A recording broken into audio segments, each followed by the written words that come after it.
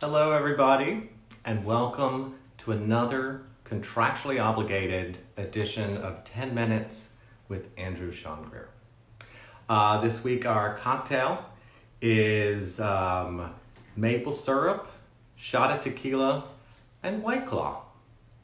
I don't know what to call it, but I've garnished it with something I pickled a couple months ago when I thought we were running out of food, and now I don't know what it is. So it could be an apple. So it could be like an apple pie kind of thing. It could be like an avocado, which I hope it's not. But anyway, cheers. Our special guest today, who I'm proud to introduce as a sort of late Father's Day, is my father, Dr. William L. Greer, who's joining us from Virginia, I think. He may be able to tell us. So I'm going to have him on here, and he's going to talk with us about how tips on learning a foreign language, something he's an expert on. So we'll wait to see if he pops up there. Thank you, everybody, for joining. And we're just going to wait so you can see what my dad looks like. You might have to push a couple buttons. We ran through this earlier today, but it's all so confusing. In the meanwhile, pour yourself a White Claw and get ready for your July 4th weekend. There's Dad! All right, so am I sideways? You are sideways. Let's fix that. All right. Looks good. All right, I'll have to hold this, and I'm doing it on my iPad, so I didn't have to hold it. Now look what happened. So anyway. Is there a way to prop it? I'll let you. Let me give a second to see if I can prop it up here a little bit. Someone asked what the cocktail is today. It's maple syrup, tequila, White Claw, garnished with something I pickled a few months ago, and now I don't know what it is. So once we get to the end of it, we'll know. Okay, that's a little better. All right. Good, well done. Yeah, I didn't want you to have a 10-minute workout. Thank you. So I have a drink too, just to compliment to you. You know what I like to drink. That looks like a cold vodka martini. The vodka martini with olives and blue cheese inside. So cheers. Prost. Prost. Zdrowie. All right. So there's my dad. You can see why I like cocktails. We only have 8 more minutes. So I must ask you, how many languages do you speak? Yeah, I don't speak very many. I'm really very interested in languages. In terms of speaking versus knowing, that's a different answer. So speaking, I probably speak 5. What are they? Oh, well, English, I'm counting that. Okay. German, Russian, Norwegian, and Czech. That's my weakest one is Czech.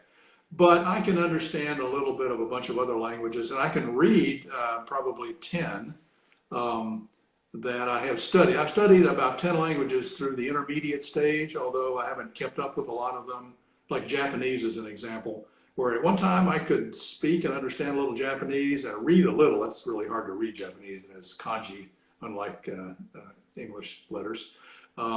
But I let it drop. I keep believing that you don't really lose these, so you just keep accumulating them.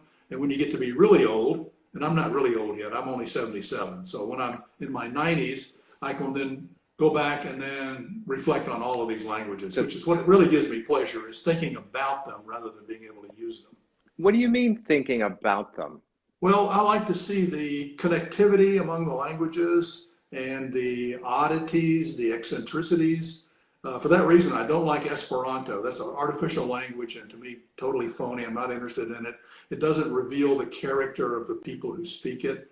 But an example I'll give you, a quick one, is that the Scandinavian languages, Norwegian, Danish, Swedish, all use the particle the, like the man, the anything. But the man is in Norwegian en man, but en is the. But if you put n at the end, it becomes, a man is en man, the man is man en.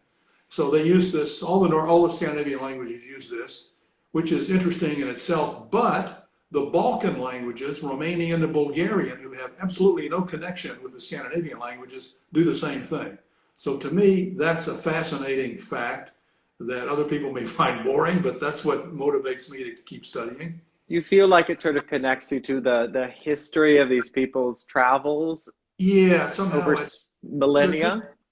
you could be, you're probably a professional linguist and other people like that would know the answers to these, what to me are puzzling questions. But yeah, undoubtedly they're related somehow in the ultimate, in the Proto-Indo-European from which they all derived. But This mostly it's just cool to you. You're like, that's To me, cool. it's cool. Yeah, yeah. I've learned some languages for practical reasons, and I've studied a few just for out of curiosity. So it's just an interesting experience.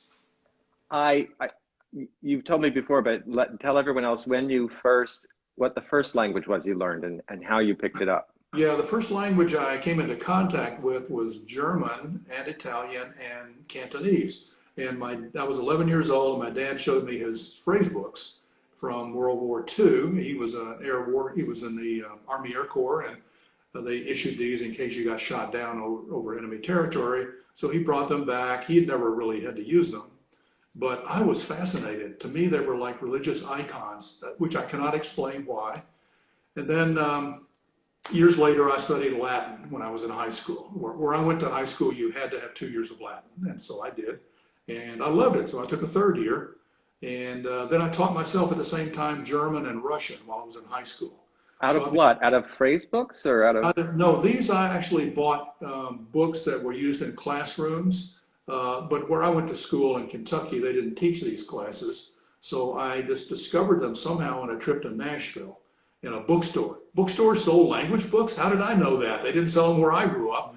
But so I bought a few, or my dad bought a few for me, and tolerated my trying to teach myself these languages, where I had the accent totally wrong, of course, since I had no audio recordings, so they were all purely using the pronunciation guide you see in the first chapter. And you had no one to talk with. There wasn't like someone down the street who happened to speak German. No, nobody to talk with. Initially, I ran into some people eventually who spoke some German. Like a kid in my high school class came from Germany. He was an American, but his dad was an American soldier, and he married a German woman and lived there. And this was their son, and he spoke German. He wasn't very amused with my German because it was wrong. Well, now give me some advice, because I have been trying to study Italian for years, and you upstaged me by learning what you could on the airplane and knowing as much as I did by the time you landed, which was really annoying. Say that, and I've actually been continuing with Duolingo in Italian too, because I'd like to learn it a little better. Okay, let me just a few words of advice I can pick up here. The first, before I forget it, the most important lesson I can give everybody is chewing gum while you're studying languages. It has been proven that people who chew chewing gum learn everything better. I mean, it's not just languages. If they're studying math or theoretical physics or history or whatever, it somehow keeps the attention going. That's the trick, is to keep your attention span up. I do not have an explanation for that, but it's a cheap solution to all of the problems people have. Chewing gum while you're studying. Now just moving your mouth, which you do when you're learning a language, doesn't work. It has to be chewing on something. Hey. Okay. Isn't that crazy? Okay. That's Okay, crazy. one lesson. The other one is be persistent. You can't give up. This isn't, those books on 30 days to mastery of Arabic. You're going to learn some Arabic, but you're not going to master it. Listen to movies, read books if you can, read articles. And the one piece of advice I would also give is that when you have finally learned a language, like, for example, me in German, I memorize certain set phrases.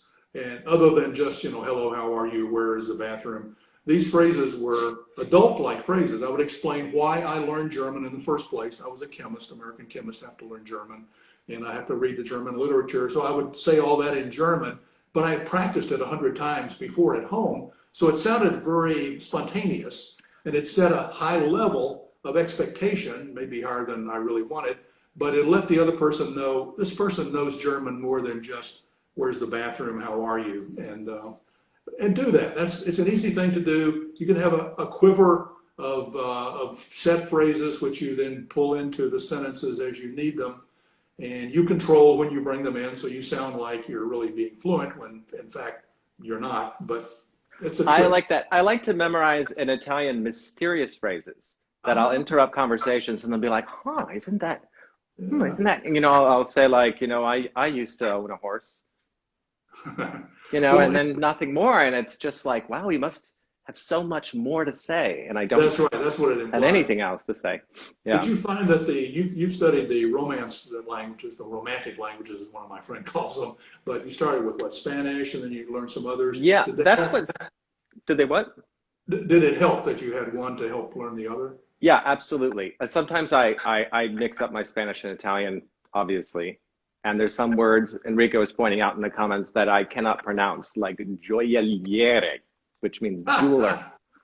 It's like a 10-letter word with 3 consonants in it. Gioielliere. Yeah.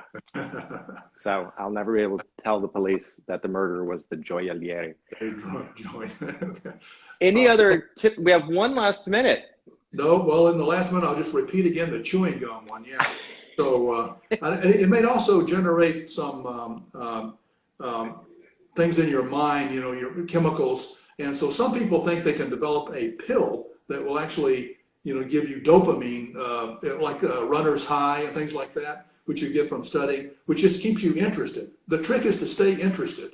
So whatever it takes, either chewing gum or taking a class or a meetup group or whatever, that's the trick. You got to keep persisting in your study of it.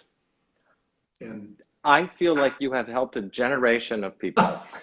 chewing gum. Yeah, people trapped at home, happily chewing gum, taking language lessons. I think now is the time. I'm not a big gum chewer, but I'm going to give it a try. I'll give it a shot, Dad. Thank you for coming on today. Thank you for having me on. This was a lot of fun. I'll talk to you on July 4th. Right, you bet. Bye-bye. Bye-bye.